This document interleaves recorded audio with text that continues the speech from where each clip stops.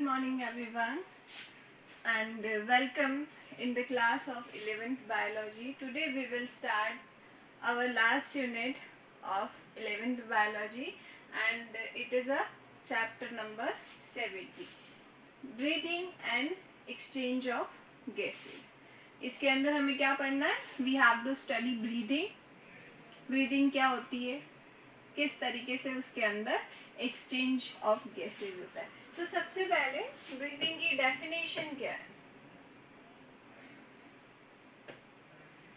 Breathing है क्या? तो it is a process of exchange of atmospheric O2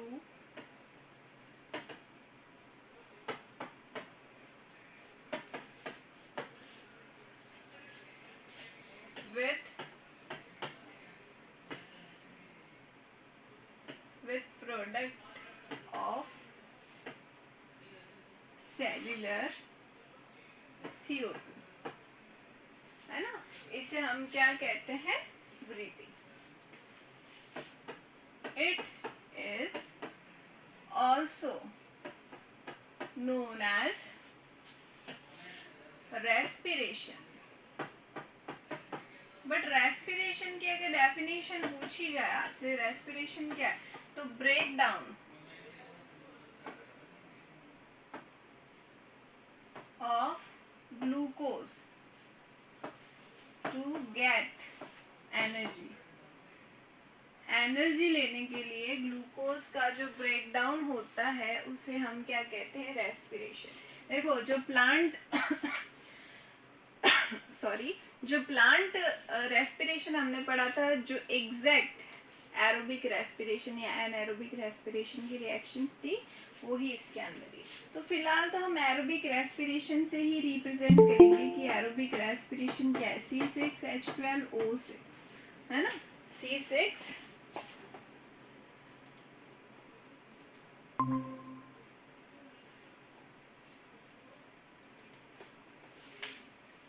C6H12O6 with 6 molecule of O2.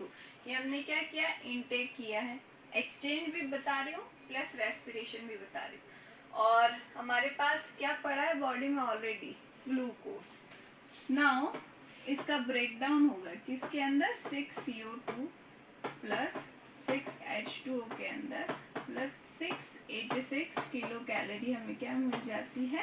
Energy जो है वो मिल जाती है. तो ये क्या हुआ? ये बाहर से हमने इनटेक किया, किसके साथ? CO2 का जो है उसको हमने बाहर निकाल दिया बॉडी से. ठीक है, तो ये क्या हो गया? एक्सचेंज ऑफ गैसेज हो गया. प्लस रेस्पिरेशन क्या है? ब्रेकडाउन ऑफ ग्लूकोज का ब्रेकडाउन. ठीक है, अब अगर बात करते हैं कि रेस्पिरेटरी ऑर्गन्स कौन से होते हैं.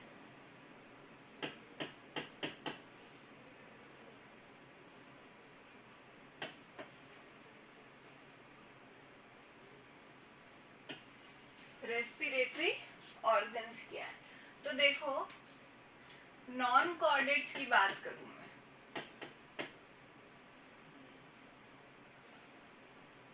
नॉन कॉर्डेट्स की बात करूं तो इनके अंदर तो क्या है? जनरल बॉडी सरफेस होता है.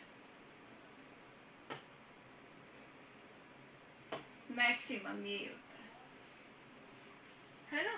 वो ऑर्थ्रोपोड होता है, उसके अंदर जरूर ट्रेकियल सिस्टम प्रेजेंट होता है, बाकी लगभग जनरल बॉडी सरफेस के थ्रू होता है. कॉर्डेट्स की बात करूं मैं तो इसके अंदर वर्टिब्रेटा,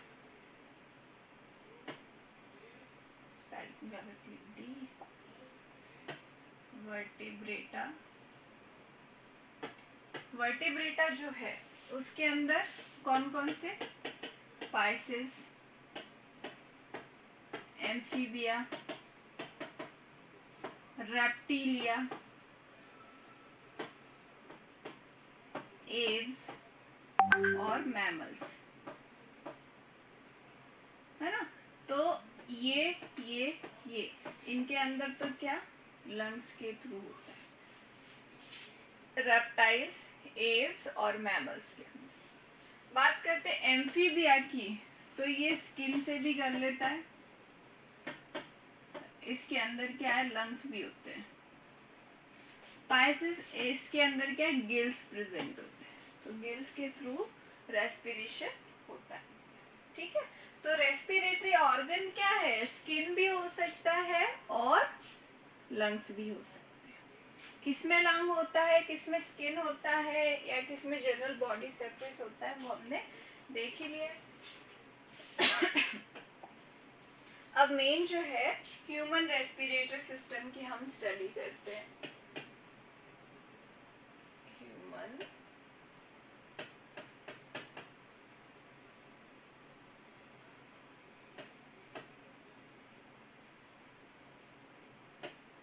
ह्यूमन रेस्पिरेटरी सिस्टम, तो कहाँ से स्टार्ट होगा, ये आपका नोज से है ना। ड्रॉ कर देती हूँ मैं, ये देखो नोज से स्टार्ट हो रहा है। ये क्या है, कंप्लीट नेजल कैविटी। नोज के बाद ये है माउथ, ये यहाँ पे आके मिलता है। यहाँ पे क्या प्रेजेंट है, एपिग्लॉटिस, ग्लॉटिस, देन ट्रेकिया।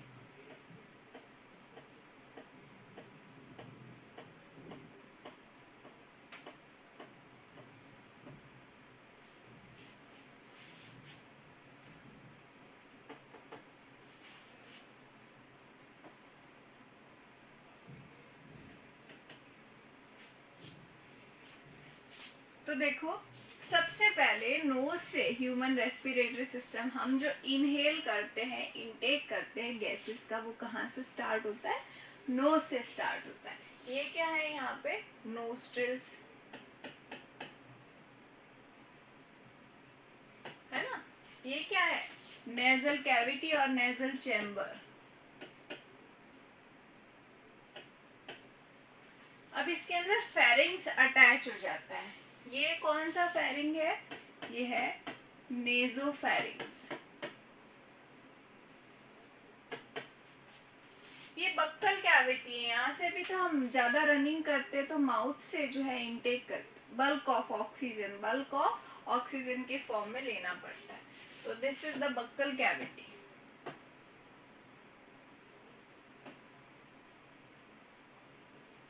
ये बक्कल कैविटी, और यहाँ पे जो फेरिंग्स अटैच होता है उसे हम कहते हैं ओरोफेरिंग्स। ठीक है, ये क्या है, लैरिंग्स, जिसे हम क्या कहते हैं, साउंड बॉक्स। लेकिन साउंड बॉक्स के ऊपर वाला जो पोर्शन है फेरिंग्स का, वो क्या है, लेरिंगोफेरिंग्स। लेरिंगोफेरिंग्स। और नेजोफेरिंग, ओरोफेरिंग और लेरिंगोफेरिंग्स मिलके क्या बनाते हैं, फेरिंग्स। तो मींस फेरिंग्स के 3 पार्ट होते हैं। क्लियर। ये जो आपको एक छोटा सा फ्लैप जैसा नजर आ रहा है, दिस इज द एपिग्लॉटिस। हम जब खाना खाते हैं ना, तो ये हमारे ट्रेकिया को कवर कर लेता है। साउंड बॉक्स हो गया, इसके नीचे ये क्या है, ट्रेकिया, जिसे हम क्या कहेंगे, विंड पाइप।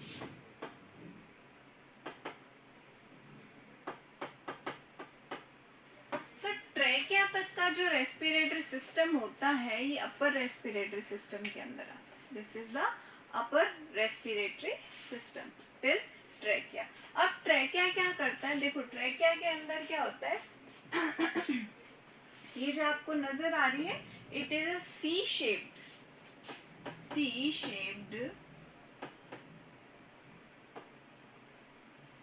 Cartilaginous rings. ये रिंग्स है कार्टिलेज की, ठीक है, कार्टिलेज की बनी।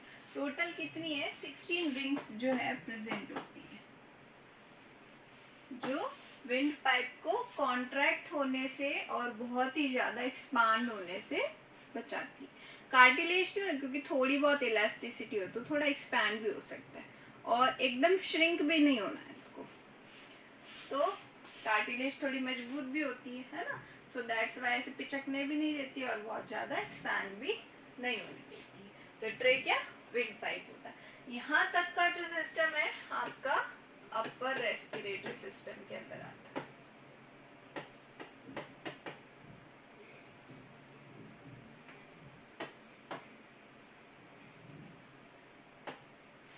अपर रेस्पिरेटरी सिस्टम के अंदर, ठीक है। Now at fifth thoracic vertebrae, fifth thoracic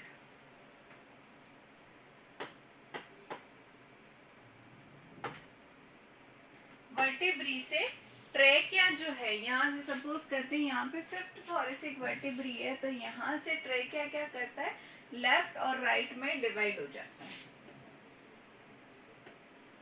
left और ये राइट, ठीक है। लेफ्ट और राइट पोर्शन के अंदर डिवाइड हो जाता है, ठीक है। और इसे अब हम क्या बोलेंगे, ये जो ट्रेकिया डिवाइड हुआ है इसे हम बोलेंगे bronchi. This is known as bronchi, यही लिख देती हूँ मैं, ब्रोंकाई। इसके अंदर भी सी शेप्ड रिंग्स जो है वो चलती रहेंगी, लेकिन पूरी नहीं होगी, ये हाफ हाफ होने लग जाएगी, क्योंकि फिर अंदर अगर इतना सॉलिड स्ट्रक्चर रहा तो फिर लंग्स के अंदर जो है उसके फटने के चांसेस बन जाते हैं। अब ये ब्रोंकाई क्या करती है, सपोज करते इसको लेते हैं हम, ये सेकेंडरी, ये तो प्राइमरी ब्रोंकाई हो गई, ये सेकेंडरी, सेकेंडरी वाली फिर टर्शरी के अंदर डिवाइड होगी, ये टर्शरी के अंदर डिवाइड हो गई।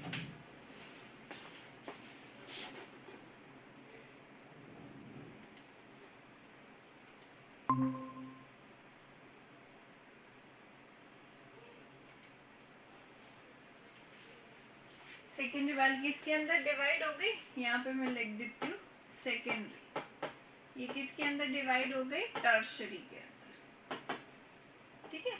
इनके अंदर भी कार्टिलेजिनस रिंग्स चल रही है, बट ये बहुत माइनर स्ट्रक्चर्स के अंदर आ जाएगी। अब ये जो ब्रोंकाई है, ब्रोंकस एक्चुअली सिंगुलर फॉर्म होते हैं, फर्दर डिवाइड होने लग जाता है अब ब्रोंकियोल्स के अंदर। क्या बना रहे हैं ये, bronchioles, so these are bronchioles.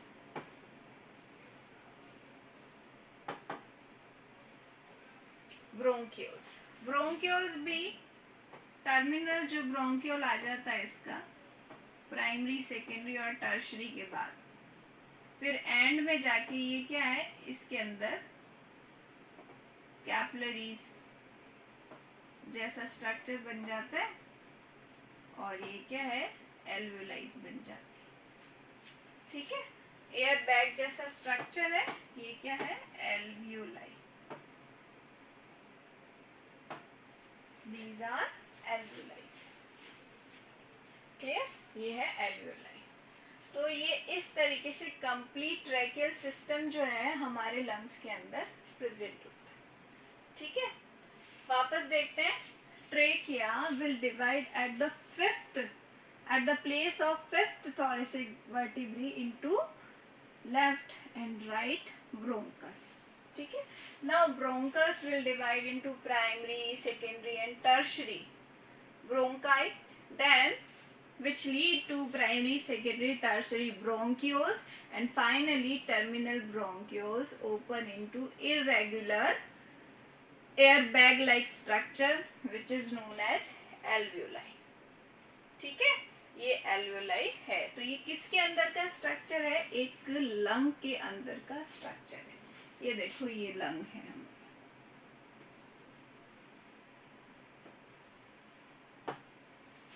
ये लंग का अगर एक्सटर्नल स्ट्रक्चर की हमें स्टडी करनी पड़े तो एक्सटर्नल स्ट्रक्चर में क्या होगा कि लंग्स हमारे पास दो होते हैं, कहाँ प्रेजेंट होते हैं? थोरेसिक चैम्बर में।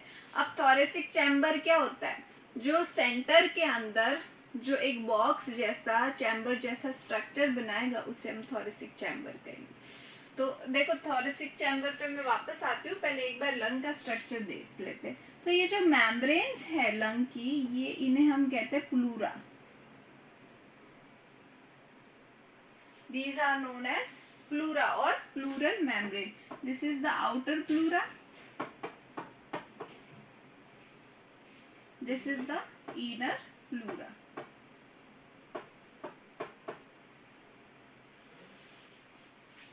Outer pleura और inner pleura. इसके अंदर क्या है? प्लूरल फ्लूइड भरा हुआ रहता है।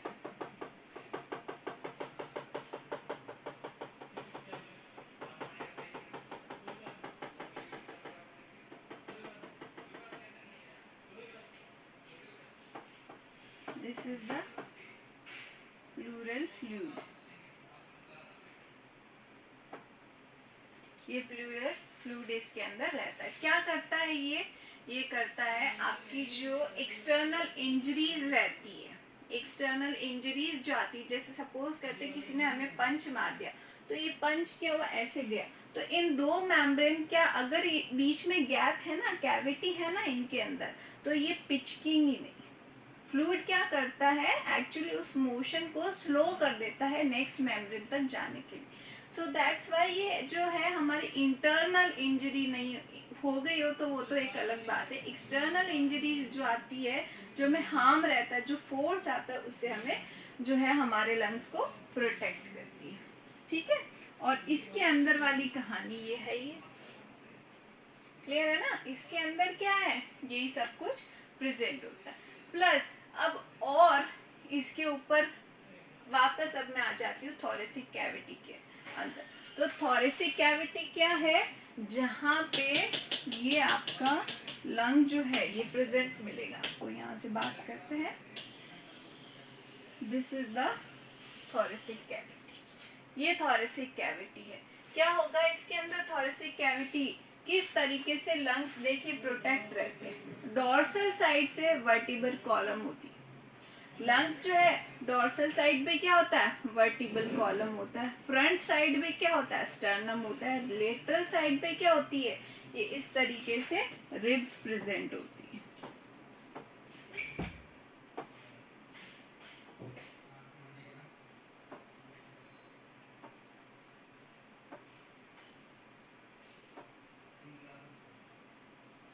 क्या होती है? रिब्स प्रेजेंट होती है, तो वो प्रोटेक्ट कर लेती है आई। और नीचे क्या है? There is a dome shaped. क्या है ये?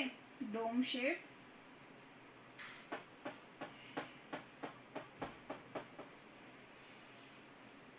ये है आपका डायफ्राम। तो ये प्रोटेक्ट कर लेता है।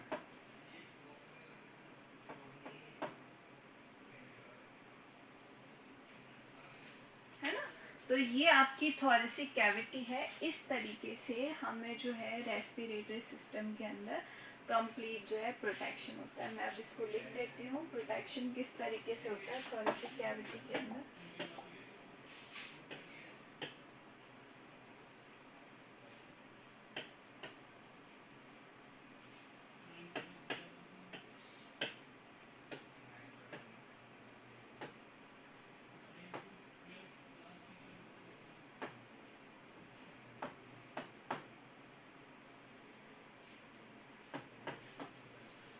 लंग्स कैसे प्रोटेक्टेड रहेंगे?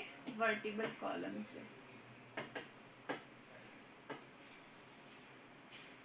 है ना? वेंट्रली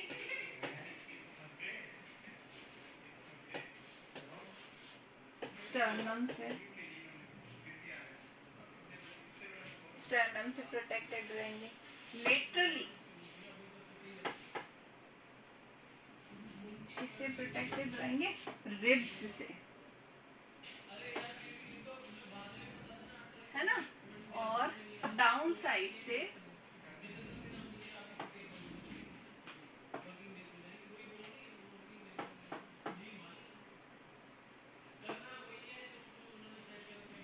डायफ्राम से प्रोटेक्टेड रहेंगे। तो इस तरीके से जो है हमारे लंग्स कंप्लीट प्रोटेक्टेड फॉर्म में प्रेजेंट होते हैं। Is it clear? समझ में आया आप लोगों को?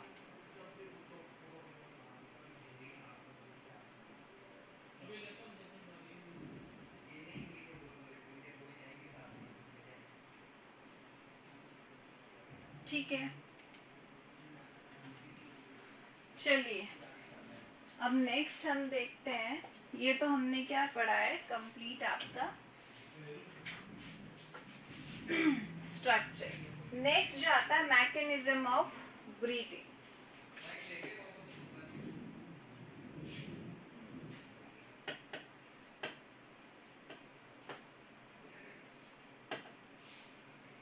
ब्रीदिंग की क्या मैकेनिज्म है? दो मैकेनिज्म होती है। एक तो होती है इनहेलेशन, जिसे हम कहते हैं इंस्पायरेशन, है ना। फर्स्ट है इनहेलेशन। दूसरा होता है एक्सहेलेशन,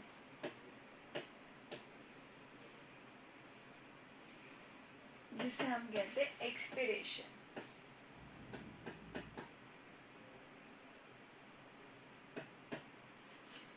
हमने इनटेक किया तो क्या हुआ, और हमने बाहर निकाली गैसेस को, तो वो एक्सहेलेशन, उसके अंदर क्या हुआ।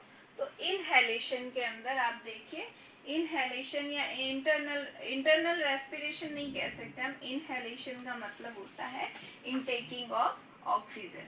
तो इनटेकिंग ऑफ ऑक्सीजन के अंदर I am just drawing a structure, एक स्ट्रक्चर बना रही हूँ, उसके ऊपर थोड़ा सा ध्यान दीजिएगा।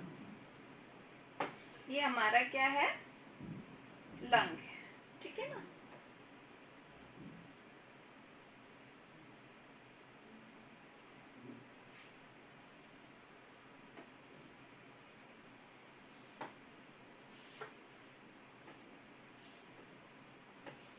ये है रिब्स।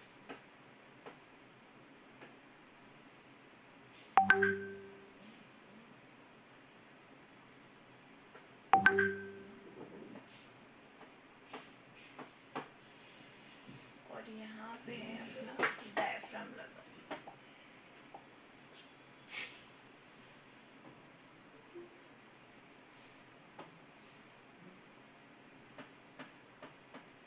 ये है डायफ्राम।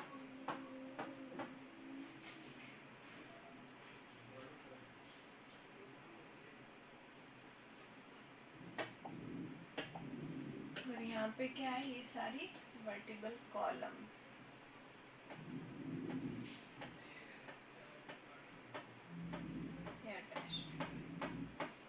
तो इंटरनल रेस्पिरेशन के अंदर क्या है, हमने क्या किया है, इनहेल किया है एयर को। एयर को क्या किया है, इनहेल किया है।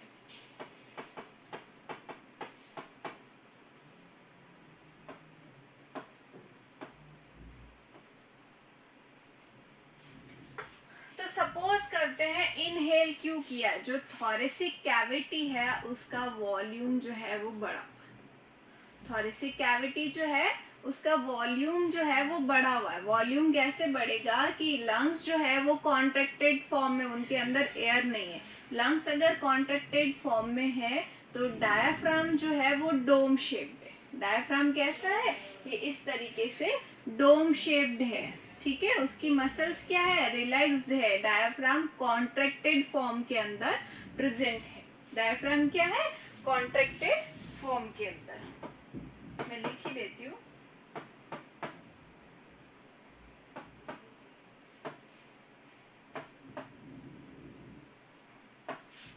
डायफ्राम कॉन्ट्रैक्टेड फॉर्म में। सबसे पहले बात करते हैं थोरेसिक कैविटी। थोरेसिक वॉल्यूम क्या है, इंक्रीज है, बढ़ा हुआ है। लंग्स कैसे है, कॉन्ट्रैक्टेड फॉर्म में। सो दैट्स व्हाई एटमॉस्फेरिक O2 का प्रेशर ज्यादा है इंटरनल एनवायरनमेंट के according. So that's why movement जो होगा वो from higher concentration zone to lower concentration zone होगा, तो बाहर से अंदर की तरफ आ गई। अब जैसे जैसे हमने इनहेल किया तो लंग्स क्या करेगा, एक्सपैंड होने लगेगा। लंग्स क्या करेगा, एक्सपैंड होने लगेगा। तो लंग्स एक्सपैंड होगा तो ये जो रिब्स कहाँ प्रेजेंट थी, आपका रिब्स जो है वो कॉन्ट्रैक्टेड फॉर्म में अपर साइड में प्रेजेंट थी, क्योंकि लंग्स कॉन्ट्रैक्टेड थे तो रिब्स भी ऊपर आ गई।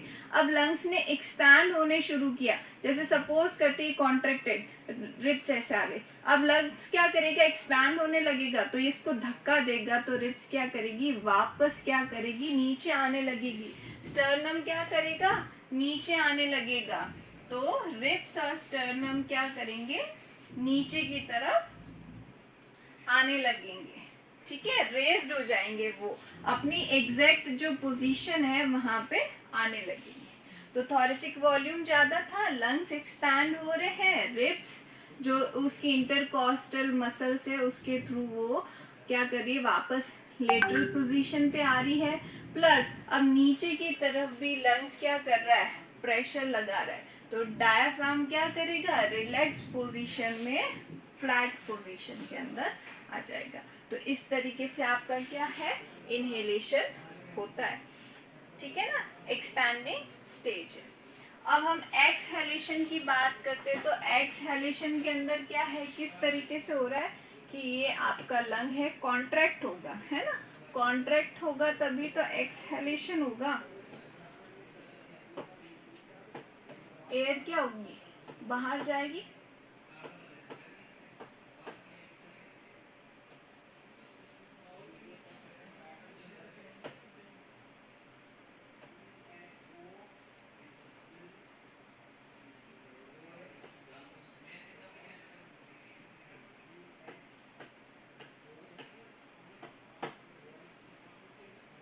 और यहाँ पे ये क्या है आपकी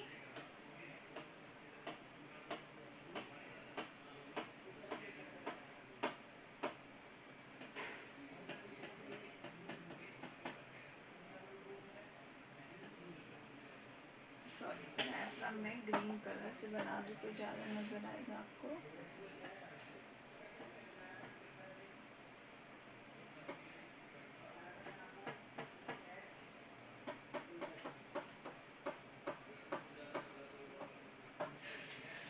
ठीक है ना, दिस इज द एक्सहेलेशन। इसके अंदर वॉल्यूम इंक्रीज है, इनके अंदर वॉल्यूम क्या है, डिक्रीज कंडीशन में। थोरेसिक कैविटी के अंदर वॉल्यूम जो है वो डिक्रीज कैटेगरी के अंदर है। Ribs and sternum original position पे, मतलब वो वापस का है अप साइड में। मैं यहाँ लिख देती हूँ up side for ribs and sternum. ये क्या है, at lateral side. Up side इनकी ओरिजिनल पोजीशन है। डायफ्राम क्या है, यहाँ कॉन्ट्रैक्टेड, यहाँ पे रिलैक्स्ड फॉर्म में। अब वापस देखते हैं, प्रेशर अंदर ज्यादा हो गया, ठीक है, और वॉल्यूम है कम। तो आपके केमिस्ट्री के अंदर एक प्रिंसिपल है कि वॉल्यूम जो है वो हमेशा इनवर्सली प्रोपोर्शनल होता है किसके, प्रेशर के। तो बस वही ध्यान रखना है, जहां प्रेशर ज्यादा वहां वॉल्यूम कम। तो यहाँ पे क्या है, थोरेसिक कैविटी का वॉल्यूम है कम और प्रेशर हो गया ज्यादा। प्रेशर ज्यादा होने की वजह से इंटरनल CO2 ज्यादा एज कंपेयर टू हमारे दिस मच एरिया के अंदर, तो वो अंदर से बाहर की तरफ CO2 आती। प्लस ये कॉन्ट्रैक्ट होते हैं तो ये इस पोजीशन में चले जाएंगे, रिब्स वापस ऊपर आ जाएगी और ये क्या हो जाएगा, डोम शेप बन जाएगा, ठीक है। तो ये आपका इनहेलेशन और एक्सहेलेशन होता है, जिसे हम मैकेनिज्म ऑफ रेस्पिरेशन कहते हैं। अब कोई भी प्रॉब्लम हो तो आप मेरे से पूछिएगा। आज के लिए काफ़ी है इतना लेक्चर। आई होप आप सबको समझ में आ गया। Okay then, bye.